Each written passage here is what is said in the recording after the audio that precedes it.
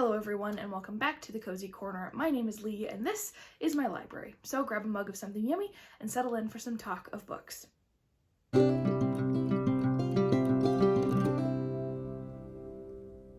It is a very cold Saturday at the end of February, so I am wearing a cozy sweater and I am ready to play another round of Tbr Raffle to decide what I am going to read for the month of March. I'm really excited because I have genuinely enjoyed how this game has worked for the past 2 months.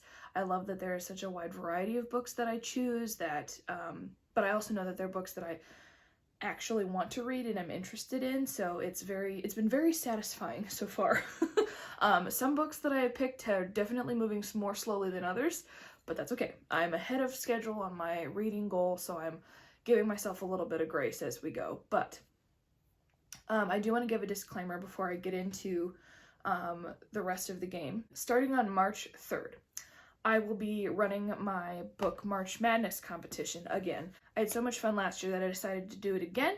However, that tournament eats up my content during the month of March, so you will not see any updates about what I am reading, vlogs, reviews, what have you, on this channel while that tournament is going on. So if you want to stay updated on what I'm reading, the thoughts I have, reviews, you can go ahead and check out my Bookstagram page, which will be linked below. If you want to stay in touch with all of my thoughts and feelings about the books that I will read during the month of March. And then normal content will resume at the end of the month when I do my March wrap-up. So I hope that you will participate in our Book March Madness competition. We have some really good titles that are going to be competing against each other. So a little plug at the beginning of the video. Let's get on to the Tbr Raffle. If you don't know how this works, I will link both the January and February versions of this Tbr game somewhere in this video so that you can explore. And I would maybe recommend going to the January video so you can see the full explanation of the rules. But basically, there are 6 spots that I give myself every month, and I randomly draw from my large collection of titles in genre jars to fill those spots on my TBR. There is some order to the titles that I pick. So the first spot on my TBR that I fill is the My Choice genre. So every month I allow myself to pick one genre to draw from. And so for March, I decided to pick historical fiction. It is a genre that I don't really read a lot of, so I wanted to make sure that I have a lot of really interesting historical fiction titles that I've wanted to read, so I want to make sure that it's getting fairly represented. And then the second choice that I will pick is from my reread jar. With the exception of the past 2 years, every title that I've read that's currently on my shelves is in my reread jar, and I draw one at random to reread and decide whether I want to keep it, because I have very limited space on my shelves and I want to make sure that I am making room for the books that I genuinely want to keep. And then the third spot that I will draw from is from the personal TBR, which is exactly what it sounds like. It's the books that have been on my shelves for a long time that I have yet to read, books that I bought for myself, books that were given to me as presents, what have you. It's just another way to make sure that I'm actually tackling the books that people loved me enough to buy for me. So, and then the remaining 3, I will draw 3 separate genres, and from those genres I will draw titles. Now, personal TBR, reread, and historical fiction will already be in the genre jar, so I could potentially draw reread, personal TBR, or historical fiction again, which happened last month. I drew reread again, so I ended up have 2 things on my shelf that I was rereading, which is fine because they're both great. But that's kind of the rundown of what happens, why it happens. So let's get on to the drawing because I'm so excited. Okay, there's so much suspense when I do this because yes, I know that one of them is my choice of genre, and I know that the other 2 are books that I am familiar with and or have read. So I shouldn't be as nervous as I am, but I get butterflies every time I do this. Okay, let's start with my choice, which I picked historical fiction. So let me find my historical fiction jar. It's fairly full. Like I said, it's not a genre I read very often. However, I know that there are some really good titles in here, so let's go. Oh, I'm so nervous. Okay. I'm gonna do my stare off into the middle distance while I do this. Okay, I want this one.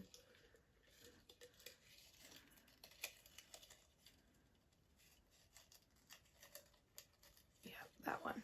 That one. I want that one. Okay, whew. What is it? I literally just saw this in my book page magazine. Ah! It's The Kitchen. Whoop! Oh no.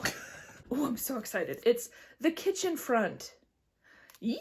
So this takes place about 2 years into World War II, and BBC decides to host a cooking competition, or it's a radio program called The Kitchen Front, which is like an existing show, but it puts on a cooking competition to help housewives with food rationing. And the person who wins that competition gets to be that program's first ever female co-host. And so it follows 4 women, all from various walks of life, who are looking to escape something. And they go into competition together and I'm assuming make friends. Maybe there's a little romance in there, I'm not sure. But basically, I love the little tagline at the end of this summary. But with so much at stake, will the contest that aims to bring the community together serve only to break it apart? Oh, we love it. Food, BBC, it's a good combo.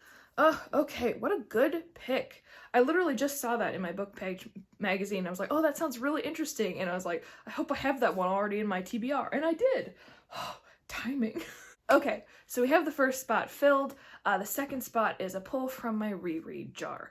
Let me tell you, when I did this for February, I pulled the collected works of Edgar Allan Pie. I am only 4% of the way through that because that book is a chunk.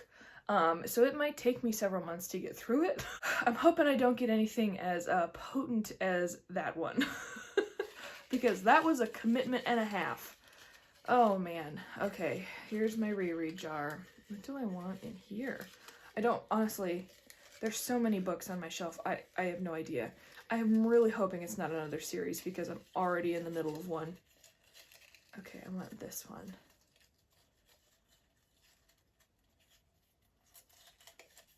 I didn't look, I just needed to make sure I grabbed the right one. Okay, there's that one. Oh, okay. We have a memoir. Oh, good. It's one that I enjoyed before. We'll see if I enjoy it the second time. It is 1,000,000 Miles in 1,000 Years, and I believe it's over here. Okay. Oh, I just hit myself in the face. This is another faith-related memoir. This is not a study. It is different from Dangerous Wonder, thank goodness. But this follows Donald Miller's story. Basically, if you don't know, Donald Miller wrote the book Blue Like Jazz, which is probably the one he's most known for. And one of the main stories in this book is him retelling how that book was made into a movie. It was made into a movie, and the movie was not good. It was it was a bad adaptation. And so he tells the story of meeting that director and wrestling with the people who made the movie. And basically he goes from sleeping all day to living a life of adventure, and kind of transforming his sort of humdrum, sort of bland existence, his words, to actually living a good story. What does it mean to live a good story, right? That's kind of the tagline for this. He decides to ride a bike across America. That's another big story in here, hence the bike wheel on the cover. One of my favorite parts about this book is that he becomes good friends with Bob Goff. If you don't know who Bob Goff is, he wrote Love Does. That's a really popular one of his. I also have that one over there. But he's another really good faith writer. They become good friends, and you can kind of see why they became good friends. They are just kind of the embodiment of joie de vivre, of making sure that they spend time enjoying life and appreciating the gifts God has given them rather than allowing the world to dictate at what pace their life passes by. So I loved this book the first time I read it. I really can't wait to read it again and highlight more things. This is a really quick read. It was one of the first memoirs I actually really truly enjoyed sinking my teeth into. So I am very excited to read it again. Okay, interesting combo so far. I like it. So that is my historical fiction reread taken care of. Now it's on to the personal TBR. Thankfully, I don't think anything on my personal TBR is going to be as big as the entire collected works of Edgar Allan Poe, but you never know. Let's see. This doesn't look like a lot of titles in here, but it certainly looks like a lot on my shelves back there. Okay, what is my personal TBR choice? I would like this one, I think. I really have to go to the bathroom. The anticipation is making me need a trip. Okay, here's personal TBR. Oh, okay. Oh, this might be the first one where I'm like, oh. Not that I dislike this book by any means. It's just one of those that I'm like, we'll see. But that is Rocket Boys. This has been on my TBR for so many years. Like, way before I even started BookTube, this has been on my shelf. This is Rocket Boys by Homer H. Hickman, or Hickam Jr. His memoir inspired the movie October Sky, if you didn't know. So Homer Hickman, why do I keep wanting to say Hickman? Homer Hickam is a NASA engineer. And he tells the story of growing up in a West Virginian mining town in the 60s, so he would have seen the moon landing and his group of friends who really dreamed of sending rockets into space, and some of them achieved that.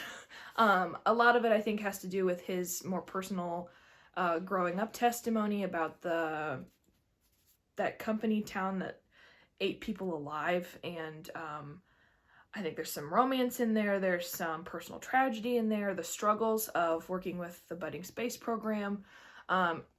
Honestly, there's so many memoirs. It is a memoir that I'm really interested in. My mom gave this to me, I think, for a birthday. Sorry, Mom, I haven't read it yet. But I am excited to, because even though I love space, I love the concept of space, science, math-related material, I really have to push myself to get into it, because it's such a foreign language to me that if it's not explained at a level where I comprehend it, I'm lost. So I'm a little hesitant, but I'm hoping that it becomes more about his personal journey rather than all about the science, because I'm going to struggle with that. But anyway, it does sound really awesome. And there's some great reviews that say it's very entertaining, so I'm hoping that that's a good sign. I love the cover design. I think it's beautiful. Oh, and it has photographs in the middle. I never even noticed that. Oh, I love when that happens in memoirs. Okay, anyway, we have 2 memoirs out of 6 possible spots, so getting a lot of people's personal stories. I like it. Okay, the first half of genres have been selected. Now it is time to draw from the genre jar the remaining 3 genres that I'm going to pick from. And just a reminder, historical fiction, reread, and personal TBR are all in that jar, so I could draw them again. Oh, okay. Here are the 3 genres to choose from. Genre number 1 is, I like this one.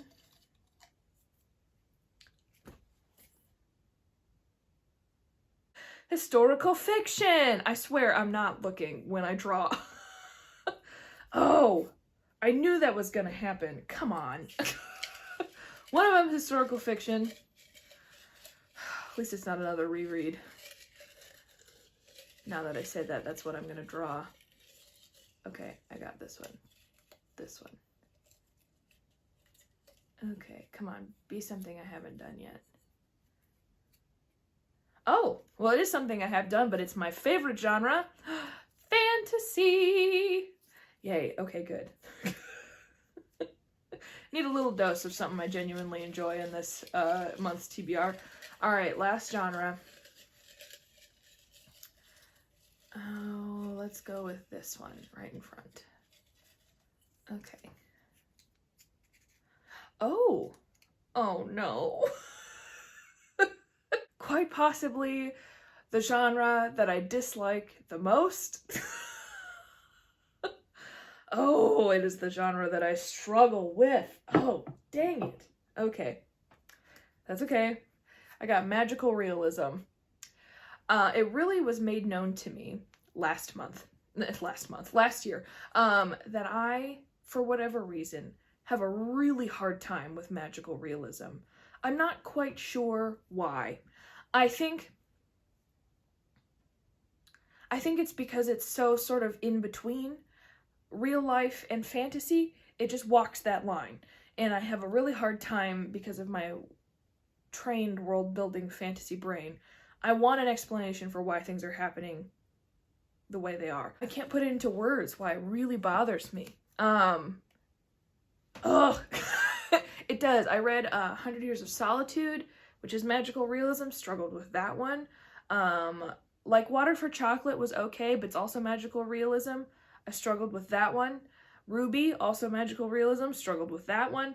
It just was, there's just a lot of, I can't decide why I don't like it or why it's such a problem for me. But that does not mean I'm never going to read it again. I'm not that type of person to say, just because we had a few bad experiences, to write off an entire genre.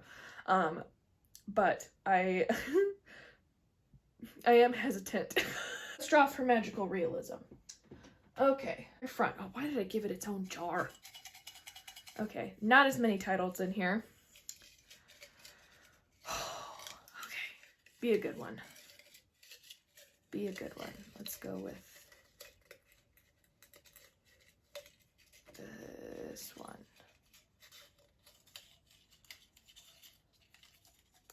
Okay, got one. Oh. Okay. The Peculiar Miracles of Antoinette Martin. It sounds familiar, and if it is what I think it is, I think we're going to be okay.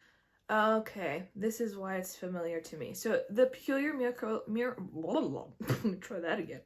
The Peculiar Miracles of Antoinette Martin by Stephanie Nipper is all about two sisters, Rose and Lily Martin, who grew up on their parents' Kentucky flower farm. They have gone their separate ways, but when Rose gets sick, Lily has to return to the farm and deal with Rose's daughter, whom she's kind of afraid of because of the powers that she holds. So Antoinette, which is one of the bigger characters in the book, has autism, and a relatively high spectrum autism where she is incapable of vocalizing. She does not speak, or at least communicate via words. But she does have a power where she can heal those whom she touches, but at an expense to her. It potentially damages her life, takes something from her. So as Rose is falling ill, Lily has to try to sort of come to grips with the things that split them apart, but also what happens to Antoinette after Rose inevitably passes. Why can't Antoinette heal her mother? Or why hasn't she tried? But Rose is basically the center of Antoinette's world, and so it's going to be, I can tell, very emotional. I know there is romance in there because both Rose and Lily have men who love them. So I know that there are at least some romance elements in it. I know why I flagged this one, because autism is a cause near and dear to my heart. My brother is autistic, and so I like to read material on other people's interpretations of what that looks like to them. I like to read people's depictions of it to sort of gain a grasp of how people perceive those kinds of things. Good and bad, because, there are people who are scared and don't understand, and there are people who know that it is a part of who those people are, and I mean those people in the best way. That is who they are, and it's a beautiful thing. And so I'm really excited to read this one. When did it come out? Oh, it's been out for a while. It came out in 2016. But I like the emphasis on family. That's a big thing for me with, particularly with kids with special needs, that they're surrounded by people who love them and care for them and advocate for them. So maybe this is what I needed, a personal touchstone in the middle of a genre that I really struggle with. Anyway, it sounds really good, and yeah, I can't wait to read it. Okay, magical realism is done. Historical fiction. Can you believe that that's 2 months now that I've drawn two things the same? Oh, we get another historical fiction. Okay. There is more in here than I thought there was, to be honest. Okay. What is my next historical fiction jar? Yep, let's do that one. Right there. Did I drop one? Nope, okay. Which one is this one? Oh, good! Yay! This is another one that I am really excited about. This is The Snow Fell 3 Graves Deep. So this is The Snow Fell 3 Graves Deep by Alan Wolfe. In the middle of the massive exodus towards California, there's a group of immigrants who kind of face a choice. They need to choose, do they go on their planned route or do they take a shortcut through the wilderness? And 89 of them, let's see if that number rings a bell for any of you history buffs, 89 of them choose to go on the unanticipated trail. And so we are bound on the ill-fated journey of the Donner Party from 1846 to 1847. This is a subject that I have never read on. Obviously, I know that cannibalism happens because that's the phrase you hear the most often whenever talking about cannibals. They are forced to the brink of survival on this unexpected, perilous journey.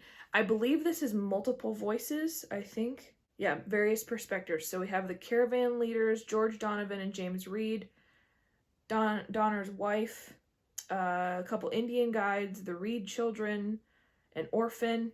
Oh, and we even get a perspective from a pair of oxen. So, I believe there are some author's notes and biographies and historical information that goes with this. That's not a part of the story, but just provides some background. It's going to be a dark story, but it is one that looked particularly interesting to me because it is a part of history that I know very little about. I'm excited to see sort of the ultimate story of wrestling with hunger and what that drives people to. So I have a feeling it's going to be a dark story, but it sounds super good. Okay, and last but not least, let's pick from fantasy. Okay, this is my most full jar. There are so many titles in here. Oh, I can't even get my fingers all the way down to the bottom. There's that many in there. Okay, let's go with... I'm going to have to put my hand over here so that none of them fall out. Let's go with this one on the outside.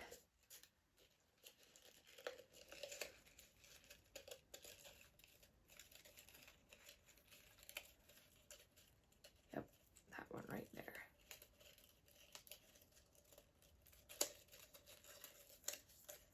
Okay, got one. Okay, what is it? Oh, it's a series. Okay. I drew the Thursday Next series. Okay, so this is the Thursday Next series. The first book is The Air Affair, and this series is by Jasper Fforde. And from the summary that I just read, which was like an explosion of everything art and literary related, it is this fantasy sci-fi world where like time travel is a thing, cloning is a thing, but it's like this insane hodgepodge of all of your favorite authors and artists all rolled into one. So I have to read this to you because it's insane. So Great Britain circa 1985. Time travel is routine, cloning is a reality. Dodos are the resurrected pet of choice. And literature is taken very, very seriously. Baconians are trying to convince the world that Francis Bacon really wrote Shakespeare. There are riots between the Surrealists and Impressionists, and thousands of men are named John Milton, an homage to the real Milton and a very confusing situation for the police. Amidst all this, Archeron, Hades, third most wanted man in the world, steals the original manuscript of Martin Chuzzlewit and kills a minor character, who then disappears from every volume of the novel ever printed. But that's just a prelude. Hades' real target is the beloved Jane Eyre, and it's not long before he plucks her from the pages of Bronte's novel. Enter Thursday Next. She's the special operative's renowned literary detective, and she drives a Porsche. With the help of her uncle Mycroft's prose portal... Oh, this is ticking so many boxes for me. Thursday enters the novel to rescue Jane Eyre from the heinous act of literary homicide. It's tricky business, all these interlopers running about Thornfield, and deceptions run rampant as their paths cross with Jane, Rochester, and Miss Fairfax. Can Thursday save Jane Eyre and Bronte's masterpiece? And what of the Crimean War? Will it ever end? And what about those annoying black holes that pop up now and again, sucking things into time-space voids? Suspenseful and outlandish, absorbing and fun, the Eyre affair is a caper unlike any other, and an introduction to the imagination of the most distinctive writer in his singular fictional universe. I mean, I wonder why I put this in my TBR Pinterest page. I wonder why. That sounds so good. I can't believe I didn't think of that. That's what that was. Also, why haven't I read this sooner? When did it come out? Oh my gosh, it's so old. It came out in 2003. Oh, this just sounds like everything I love all in one book. Oh, I'm so excited. And there's 7 of them. Ooh, okay, I might have to hunt for where I'm going to find those affordably for the month of March. Oh, I'm so excited though. Ooh, that's kind of like me discovering the movies and the TV show The Librarians for the first time. I'm like, why have I never heard of this before? And also, this is now the only thing I watch. Honestly, I'm excited for most of these titles because it is such a wide variety. Two of them are the same genre, but wildly different stories. Oh, this game has yet to disappoint me. It has pushed me, but it has yet to disappoint me. And I'm so excited to check all of these books off of my TBR list. Oh, what a month March is going to be. So please let me know down in the comments whether you have read any of these, what your thoughts are on them. No spoilers, but I would love to know if you liked them, if you didn't like them. Have you read them? Are any of them on your TBR?